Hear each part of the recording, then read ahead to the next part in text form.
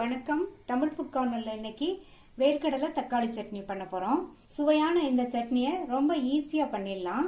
இட்லி தோசைக்கு தொட்டு சாப்பிட்றதுக்கு ரொம்ப சூப்பரா இருக்கும். இப்போ எப்படி பண்றதுன்னு பார்க்கலாம். ஸ்டவ்ல ஒரு பேன் போட்டு சூடு பண்ணியிருக்கேன். இதுல 1/2 கப் வேர்க்கடலையை சேர்த்துக்கலாம். இந்த வேர்க்கடலை 75 கிராம் இருக்கும். நான் வறுக்காத வேர்க்கடலை எடுத்திருக்கேன். இந்த வேர்க்கடலையை நிதானமான தீயில வச்சு நல்லா வாசனை வர வரையும் வறுத்துக்கலாம். சப்போஸ் நீங்கள் வறுத்த வேர்க்கடலை எடுத்தீங்கன்னா வறுக்கணுங்கிற அவசியம் கிடையாது. மேல் தோலை மட்டும் எடுத்துட்டு நம்ம சட்னியில் சேர்த்துக்கலாம். கைவிடாமல் இதை வறுத்துட்டே இருக்கலாம். இப்போ வேர்க்கடலை வறுபட்டு நல்ல வாசனை வந்துடுச்சு. இதை ஒரு பிளேட்டுக்கு மாற்றி ஆறுனதுக்கப்புறமா மேல் தோலை எடுத்து வச்சுக்கலாம்.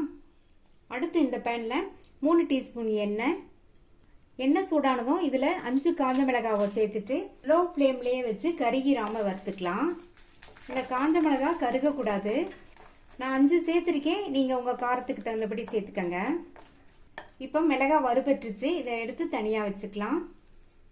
மீதி இருக்க அதே எண்ணெயிலேயே 15 போல சின்ன வெங்காயம், 5 பூண்டு,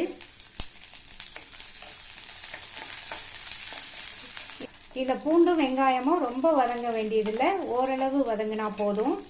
உங்கள்கிட்ட சின்ன வெங்காயம் இல்லைன்னா நீங்கள் ஒரு மீடியம் சைஸ் பெரிய வெங்காயத்தை கட் பண்ணி சேர்த்துக்கங்க. இப்போ வெங்காயம் ஓரளவு வதங்கியிருக்கு. இது கூட 2 டீஸ்பூன் கொத்தமல்லி விதை சேர்த்துக்கலாம். இந்த மாதிரி கொத்தமல்லி விதை சேர்த்தோம்னா சட்னி நல்ல வாசனையாக இருக்கும். இப்போ இந்த கொத்தமல்லி விதையையும் வறுத்துக்கலாம். பூண்டு வெங்காயமும் கொஞ்சம் வதங்கினதுக்கப்புறமா இந்த கொத்தமல்லி விதை சேர்த்தா போதும். அப்போ தான் நல்லா கரெக்டாக வறுபடும். நம்ம ஃபஸ்ட்டே இந்த கொத்தமல்லி விதையை சேர்த்துட்டோம்னா கொத்தமல்லி விதை கருகி போயிடும். நம்ம சேர்த்த கொத்தமல்லி விதை கொஞ்சம் வறுபட்டுருச்சு. அடுத்து இதில் ஒரு சின்ன கோழி குண்டு சைஸ் அளவு புளியை சேர்த்துட்டு கூடவே 2 மீடியம் சைஸ் தக்காளியை கட் பண்ணி சேர்த்துக்கலாம். இப்போ இது எல்லாமே நல்லா வதங்கி வரட்டும். இப்போ வெங்காயம், பூண்டு, புளி, இந்த தக்காளி எல்லாமே நல்லா வதங்கிடுச்சு. ஸ்டவ் ஆஃப் பண்ணிட்டு ஆற விட்டுறலாம். எல்லாமே நல்லா ஆறிடுச்சு. இந்த மிக்ஸி ஜாரில் வறுத்து தோல் எடுத்த வேர்க்கடலை, வறுத்த மிளகாய், அடுத்து வதக்கின வெங்காயம், தக்காளி எல்லாத்தையும் சேர்த்துக்கலாம். எல்லாத்தையும் சேர்த்தாச்சு. சட்னிக்கு தேவையான அளவு உப்பு சேர்த்துக்கலாம். இதில் தேவையான அளவு தண்ணி சேர்த்து நல்லா நைஸாக அரைச்சிக்கலாம். சட்னி அரைச்சாச்சு. இந்த பவுலுக்கு டிரான்ஸ்ஃபர் பண்ணிட்டு தாளிப்பு போட்டுடலாம்.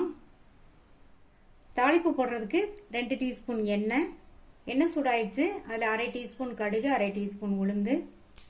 கடுகு உளுந்து பொரிஞ்சிருச்சு. அடுத்து கறிவேப்பிலை, ஒரு கட் பண்ண காஞ்ச மிளகாய். தாளிப்பை இந்த சட்னியில் சேர்த்துடலாம்.